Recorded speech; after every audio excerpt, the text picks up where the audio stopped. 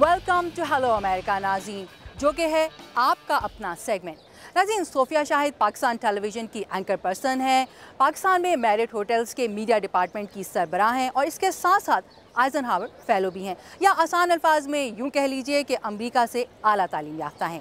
صوفیہ شاہد نے امریکیوں سے جو سوال پوچھا ہے وہ پاکستان کو امریکہ کی جانب سے اس کے تعلیم کے شعبے میں دی جانے والی امداد سے متعلق ہے۔ یہ سوال کیا ہے؟ خود ہی سنیے، دیکھیے اور جانیے۔ ایک میرا سوال یہ بھی ہے کہ بہت عرصے سے پاکستان سے بہت سے جو طلباء و طالبات ہیں وہ امریکہ پڑھنے کے لیے جاتے ہیں اور ان پہ اچھا خاصا اسکالرشپس ملتی ہیں ان کو مختلف اداروں کی طرف سے، امریکن اداروں کی طرف سے، اور اس پہ اچھا خاصا پیسہ خرچ ہوتا ہوگا امریکہ کا۔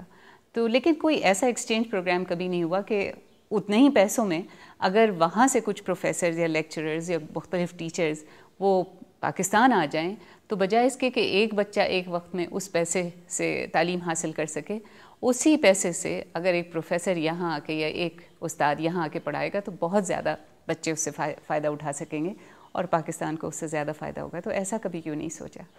ناظرین، امریکی انتظامیہ نے حال ہی میں 3.8 ارب روپے پاکستان کو ان علاقوں میں یونیورسٹی سطح کی تعلیم کے فروغ کے لیے دیے ہیں جو کہ دہشت گردی کے خلاف جنگ میں شدید متاثر ہوئے ہیں۔ صوفیہ شاہد کے اس سوال کا جواب US ایڈ میں ایف-پیک ٹاسک فورس کے سربراہ جم بیور سے۔ I served in Pakistan in the 1980s. Pakistan میں 1980 کے عشرے میں خدمات سر انجام دے چکنے کے باعث میں اس ملک سے واقف ہوں اور مجھے اس مثبت تبدیلی کا بھی علم ہے جو ماضی میں پاکستانی اور امریکی تعلیم دانوں کو اکٹھے کام کرنے کا موقع دیے جانے سے پاکستان میں پیدا ہوئی۔ کانگریس کی جانب سے حال ہی میں انتہائی فراخ دلانہ مزید امداد کی منظوری اور خصوصاً ہمارے ایڈمنسٹریٹر ڈاکٹر راجیو شاہ کے دورہ پاکستان کے بعد ہمارا منصوبہ پاکستان میں اعلیٰ تعلیم کے لیے زیادہ وسیع پیمانے پر مدد دینے کا ہے۔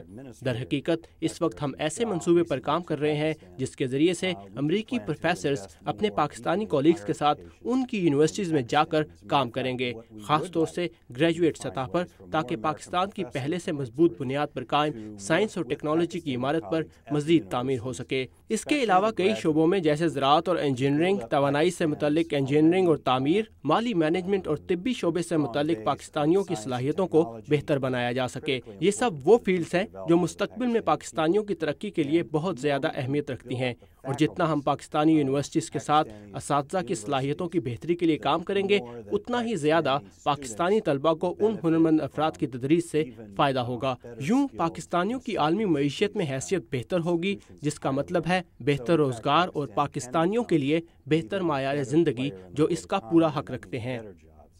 And better quality of living for the Pakistani people who deserve it.